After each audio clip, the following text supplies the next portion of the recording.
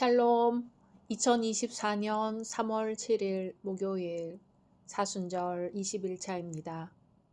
기도하겠습니다.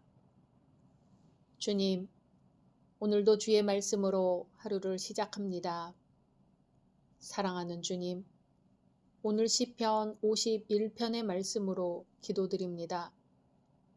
하나님이여, 주의 인자를 따라 내게 은혜를 베푸시며 주의 많은 긍휼을 따라 내 죄악을 지워 주소서. 아멘. 주님, 주님의 인자하심으로 오늘 저희의 삶을 채워주소서. 메마른 삶 가운데 주님의 은혜가 넘치게 하시며 저희의 죄를 지워 주옵소서. 예수님의 이름으로 기도드립니다. 아멘. 오늘의 말씀은 시편 51편입니다. 하나님이여, 주의 인자를 따라 내게 은혜를 베푸시며 주의 많은 긍휼을 따라 내 죄악을 지워 주소서. 나의 죄악을 말갛게 씻으시며 나의 죄를 깨끗이 제하소서. 무릇 나는 내 죄가를 아오니 내 죄가 항상 내 앞에 있나이다. 내가 주께만 범죄하여 주의 목전에 악을 행하였사오니 주께서 말씀하실 때에 의로우시다 하고 주께서 심판하실 때에 순전하시다 하리이다. 내가 죄악 중에서 출생하였으며 어머니가 죄 중에서 나를 잉태하였나이다. 보소서, 주께서는 중심이 진실함을 원하시오니 내게 지혜를 은밀히 가르치시리이다. 우슬초로 나를 정결하게 하소서. 내가 정하리이다. 나의 죄를 씻어주소서. 내가 눈보다 희리이다. 내게 즐겁고 기쁜 소리를 들려주시사 주께서 꺾으신 뼈들도 즐거워하게 하소서. 주의 얼굴을 내 죄에서 돌이키시고 내 모든 죄악을 지워주소서. 하나님이여, 내 속에 정한 마음을 창조하시고 내 안에 정직한 영을 새롭게 하소서. 나를 주 앞에서 쫓아내지 마시며 주의 성령을 내게서 거두지 마소서. 주의 구원의 즐거움을 내게 회복시켜 주시고 자원하는 심령을 주사 나를 붙드소서. 그리하면 내가 범죄자에게 주의 도를 가르치리니 죄인들이 주께 돌아오리이다. 하나님이여, 나의 구원의 하나님이여, 피 흘린 죄에서 나를 건지소서. 내 혀가 주의 의를 높이 노래하리이다. 주여, 내 입술을 열어주소서. 내 입이 주를 찬송하여 전파하리이다. 주께서는 제사를 기뻐하지 아니하시나니 그렇지 아니하면 내가 드렸을 것이라. 주는 번제를 기뻐하지 아니하시나이다. 하나님께서 구하시는 제사는 상한 심령이라. 하나님이여 상하고 동의하는 마음을 주께서 멸시하지 아니하시리이다.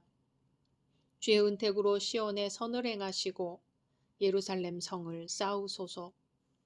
그때에 주께서 의로운 제사와 번제와 온전한 번제를 기뻐하시리니 그때에 그들이 수소를 주의 제단에 드리리이다. 아멘. 오늘 시편 51편과 같이 애절하고도 가슴 아픈 참회의 시는 아마 다시 없을 것입니다. 표제어는 다윗의 시, 인도자를 따라 부르는 노래, 다윗이 밧세바와 동침한 후 선지자 나단이 그에게 왔을 때입니다. 이 시의 배경은 우리가 잘 아는 바대로입니다. 다윗은 목욕하고 있던 우리아의 아내 밧세바를 보고 음심을 품은 나머지 간음죄를 범하고 맙니다. 뿐만 아니라 다윗은 밧세바가 자신으로 말미암아 잉태했다는 소식을 들은 다음에는 그 잉태가 그녀의 남편 우리아에 의한 것인 양 조작할 목적으로 전쟁터에 있던 그를 소환하지요. 그렇게 밧세바와 동침하게 하려 했으나 실패했습니다. 우리아는 모든 군사들이 전투를 하고 있는 상황에서 자신만이 아내와 동침하는 것은 불가하다는 이유를 들어 다윗의 권유를 단호히 거절하였던 것입니다. 이렇게 밧세바의 잉태가 우리아에 의한 것인 양 이를 꾸미려던 계획이 수포로 돌아가자 다윗은 요압을 지켜서 우리아를 전쟁터에서 죽게 만들었습니다. 그러한 범죄 당시에 다윗은 완전 범죄를 했다고 느긋하게 생각했을지 모르지요. 그러나 인생의 일거수일투족을 낱낱이 감찰하시는 하나님께서는 다윗의 악한 행동을 모두 알고 계셨습니다. 하나님께서는 선지자 나단을 다윗에게 보내어 그 죄악을 깨닫게 하셨습니다. 다윗은 나단 선지자를 통하여 죄인됨을 깨닫고 본 시와 같은 회개의 기도를 하나님께 올린 것입니다. 다윗은 그토록 흉악한 범죄를 저질렀으니 하나님의 징벌을 받아 죽어 마땅했습니다. 그러나 진실한 회개를 통하여 하나님은 다윗에게 사죄의 은총을 내리십니다. 1절에서 4절의 내용은 사죄의 기도를 드리는 부분입니다. 다윗은 하나님께 무턱대고 막무가내로 회개한 것이 아니라 적어도 회개에 앞서 자신에게 무엇이 전제되어야 하는지 알았습니다.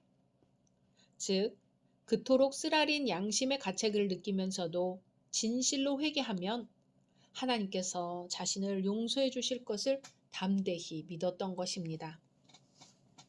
1절입니다. 하나님이여 주의 인자를 따라 내게 은혜를 베푸시며 주의 많은 긍휼을 따라 내 죄악을 지워 주소서. 아멘. 다윗은 하나님의 자비하심을 믿고 하나님께 용서해 달라고 간구하고 있습니다. 3절입니다. 무릇 나는 내 죄과를 아오니 내 죄가 항상 내 앞에 있나이다. 아멘. 다윗은 남의 아내와 간통했고 그 사실을 은폐하려고 그 여인의 남편을 죽였습니다. 그럼에도 한때 그 사악한 행위를 절실히 뉘우치지 않고 영적 불감증에 빠져 있었습니다. 그러나 다윗은 나단 선지자가 책망했을 때 그 책망을 달게 받아들였습니다. 나단의 책망을 거울로 하여 자신의 죄가 얼마나 컸는지를 비춰볼 수 있었습니다. 그리고 더 이상 자기의 죄를 숨기려 들지 않았습니다. 죄를 깨닫자마자 신속하고 진실되게 하나님 앞에 무릎을 꿇었습니다. 5절에서 12절은 다윗이 이제 다시는 죄를 짓지 않기 위해 필요한 심령의 근본적 변화를 간구하는 부분입니다. 7절입니다. 우슬초로 나를 정결하게 하소서. 내가 정하리이다. 나의 죄를 씻어주소서. 내가 눈보다 희리이다. 아멘. 우슬초라는 초목은 무성하며 그 잎은 향기가 진하다고 합니다. 구약 성경에서 우슬초는 유월절에 문설주에 피를 뿌릴 때 문둥병 환자를 깨끗하게 하는 의식들에서 시체와 접촉해서 부정하게 된 사람을 정결케 할 때 사용되었습니다. 본 9절에서 다윗은 자신의 죄악이 그와 같이 매우 심각한 상태임을 깨닫고 있음을 보여줍니다. 다윗이 율법의 정결의식과 같이 우슬초를 언급한 것을 보면 그와 같이 하나님께서 자신의 죄의 더러움을 씻어주시고 치료하여 주시며 죄의 악취를 제거해 달라는 것입니다. 그렇게 하면 깨끗하게 될 수 있다고 고백하는 것이죠. 그렇게 되면 눈보다 희게 될 수 있다는 것입니다. 희다는 것은 죄의 용서를 상징합니다. 그리고 눈보다 희다는 것은 온전한 사죄의 은혜를 나타내는 표현입니다. 이어서 다윗은 죄를 극복할 수 있도록 하나님께서 자신의 심령을 변화시켜 주시기를 간구합니다. 12절입니다. 주의 구원의 즐거움을 내게 회복시켜 주시고 자원하는 심령을 주사 나를 붙드소서. 아멘. 다윗은 비록 자신이 모든 죄를 낱낱이 자백함으로써 과거의 죄악들을 용서받는다고 할지라도 앞으로도 얼마든지 죄에 빠질 가능성이 많다고 생각했습니다. 그래서 다윗은 죄의 용서를 구함과 동시에 더 이상 흉악한 죄를 범하지 않게끔 근본적 대책을 호소하고 있습니다. 13절에서 19절은 이제 다윗이 변화된 삶을 살겠다고 헌신의 기도를 드리는 장면입니다. 13절입니다. 그리하면 내가 범죄자에게 주의 도를 가르치리니 죄인들이 주께 돌아오리이다. 아멘. 다윗은 먼저 범죄자에게 하나님의 말씀을 가르칠 것을 다짐합니다. 14절입니다. 하나님이여 나의 구원의 하나님이여 피 흘린 죄에서 나를 건지소서. 내 혀가 주의 의를 높이 노래하리이다. 아멘.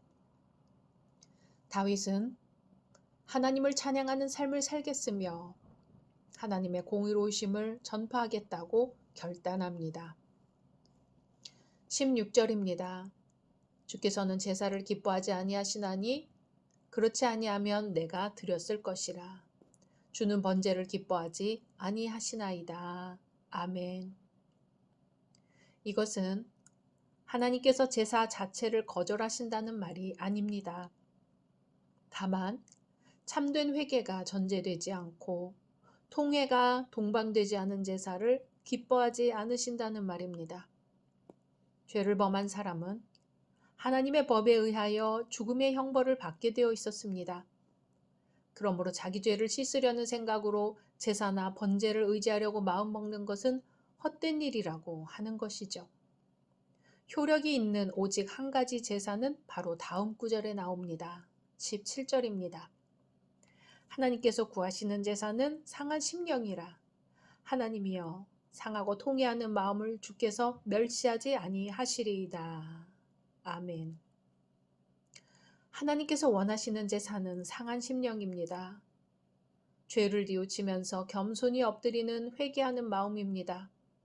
또 상하고 통회하는 마음입니다. 직역하면 깨어지고 분쇄된 마음입니다. 이것은 단단하거나 단단해진 물체들을 깨뜨리는 것, 분쇄하는 것에서 취해진 비유입니다. 즉 강한 자만심에서 비롯되는 모든 확신을 버리고서 자신은 아무것도 아니라는 사실을 인정하는 데까지 나아가야 한다는 것입니다. 우리가 하나님의 노하심을 깨닫고 심령이 깨어지고 통회하는 마음을 가질 때는요, 두려움과 자기 혐오를 느끼게 된다는 것이죠. 그리하여 하나님의 자비에 의해서만 구원을 얻게 된다는 것을 깨닫게 된다는 것입니다. 19절입니다.